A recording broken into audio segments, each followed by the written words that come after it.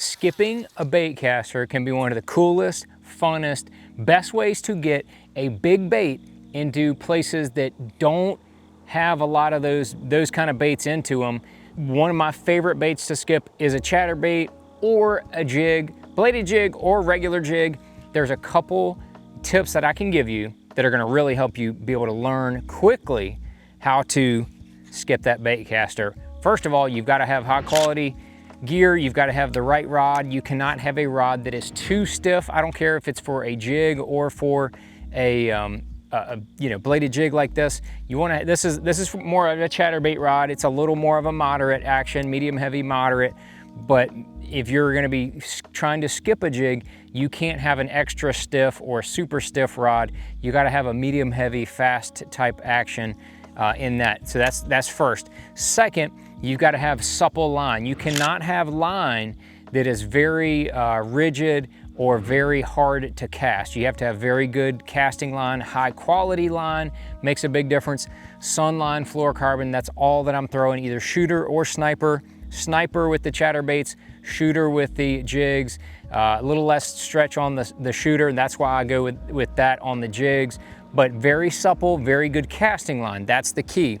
Then you have to have a bait caster that is good. A lot of different good bait casters on the market.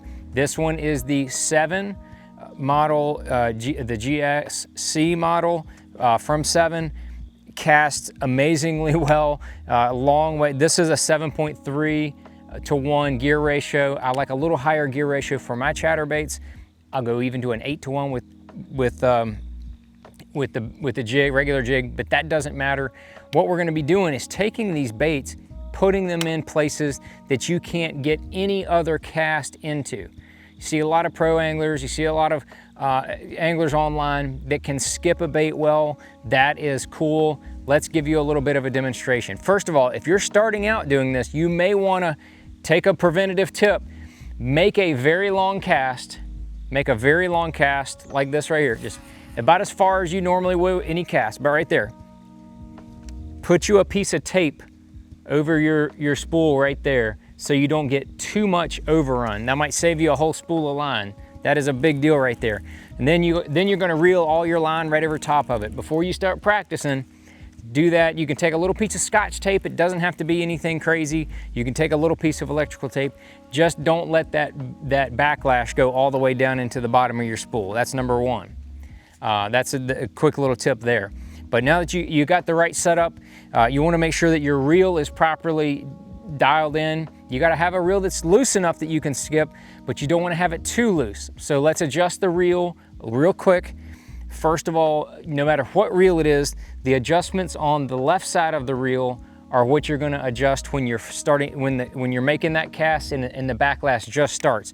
So when I'm just casting, when I just start to make the cast, if I'm getting that professional overrun, I wanna tighten it up on this side. This reel's already dialed in, but on this GSC model, you can take off the side plate and you can adjust the centrifugal braking system that way. If your backlash is starting at the end of your cast, as the bait gets closer to the water, then your backlash or your overrun is starting, then that's when you tighten up the tension knob on this side right here.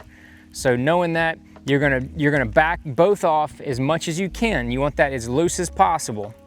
And then you probably wanna start with a heavier bait. Like if we're talking about a bladed jig, chatterbait, 1/2 ounce. And the key to it is having a bigger, bulkier trailer. You can have smaller trailers that will have good action, but they're not going to skip like you want them to. This is a 4.5 inch spunk shad from Missile Baits. This is my #1 chatterbait trailer, and it skips really, really well. So if we're coming up to a dock like we have right over here, and I wanna get my chatterbait way under there where I think those fish are, or I have a jig on and I wanna get that thing way under there, I might put a D-bomb or a mini D-chunk that has a big flat surface. So the same way that you would skip a rock, you look for those big flat round rocks that are gonna have more surface area and they're gonna skip better on the water. The same thing goes for whatever type of bait that you're gonna skip whether it's on a chatterbait, on a regular jig, or just by itself.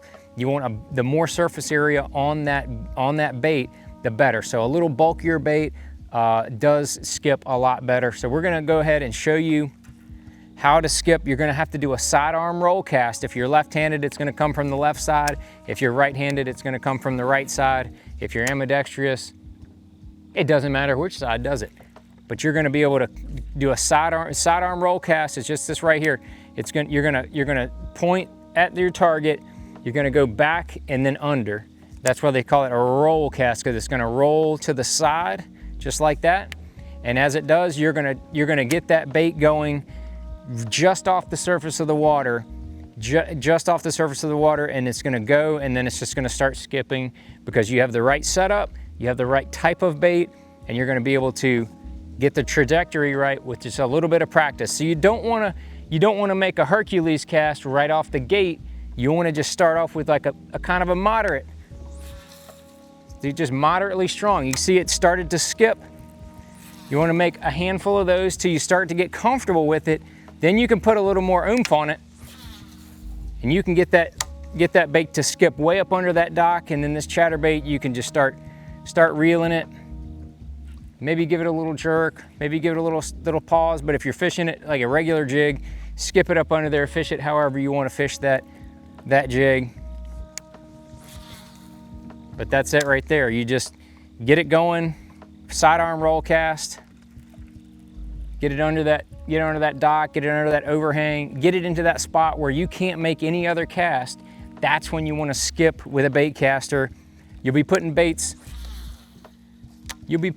where fish have not seen that kind of bait before, unless they've had somebody who is practiced and has the right setup, has the right type of bait, and can put that bait way up in there. There it is. Getting that bait right to where fish have not seen a bait before. I think that throwing a chatterbait and skipping it is very effective, because this, in my opinion, a green pumpkin or any kind of dark chatterbait is imitating a bluegill. We all know bluegills will get up on the surface and they'll skip along, trying to eat bugs or trying to get away from a bass, whatever it is. So I think that the skipping action actually will trigger some fish. I've had numerous times where I've skipped a chatterbait or a jig under a dock, and then the second that I engage the reel, one's already got it. So they're watching that thing skip across the surface, and as soon as it stops, they're slurping it down and eating it. So skipping the bait caster, it's a big deal. It's a lot of fun. If it can be very frustrating, put that little tape trick on there. You can do that if you're just learning. If not, you're still gonna blow up a reel every once in a while. It's just gonna happen. You might just get a funny wave on the water. You might get just a pure accident. Maybe you hit a pole, maybe you accidentally hit the trolling motor. Something's gonna happen, you're gonna blow a reel up. That is okay, it happens.